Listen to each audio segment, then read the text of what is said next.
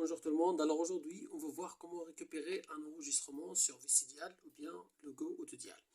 La première étape, voir avec les appels manuels. S'il s'agit d'un appel manuel qu'on a effectué par l'IBIM, par le softphone, il faut obligatoirement, avant de passer l'appel, cliquer sur Record.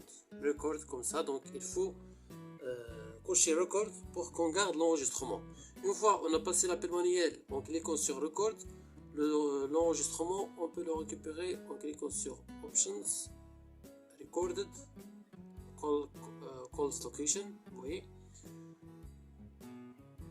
Le dossier des appels, comment dirais-je, les enregistrements, on clique sur Open et voici les enregistrements. Ça va? Ça c'est pour les dossiers, les appels manuels. Il faut pas oublier Record. Pour les appels en prédictif, il y a aussi plusieurs méthodes. On peut citer les deux importantes. Lorsqu'on dispose du numéro du client, on clique sur notre interface de suivi, sur notre interface admin, on clique sur liste, search for a lead.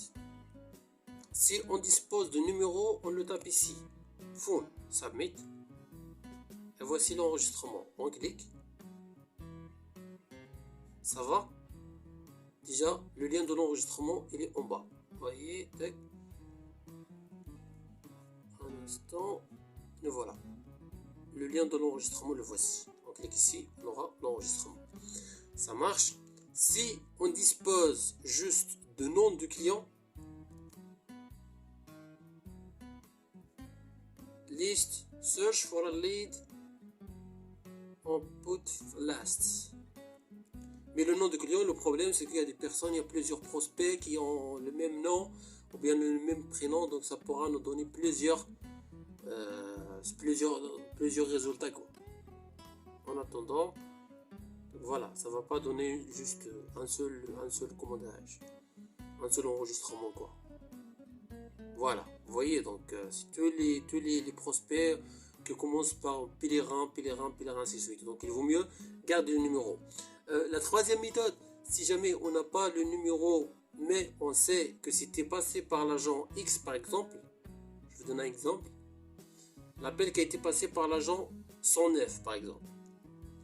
Je clique sur 109, sur user, je clique sur l'agent 109, ou bien l'agent Albert, Alex, Ahmed, je ne sais pas le nom que j'ai.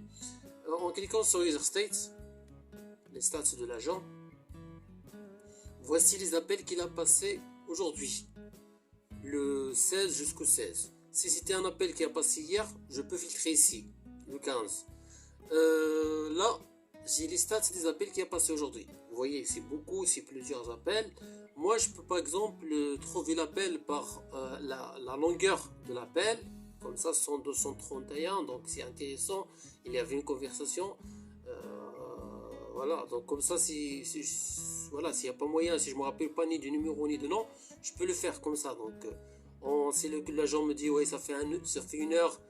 Ça fait une heure qu'il a appelé le client, quelque chose comme ça. Donc voilà, je peux filtrer par la date et l'heure de serveur.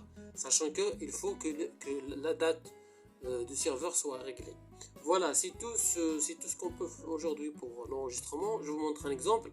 Ici, je veux récupérer cet enregistrement. Je clique juste sur ça, le numéro de lead. En bas, voici le lien de l'enregistrement. Ça se télécharge dans une seconde. Le voilà.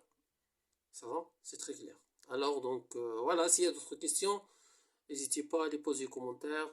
Et bien pour tout ce qui concerne VoIP for Africa, l'installation, la configuration, les minutes, n'hésitez pas quoi. À plus.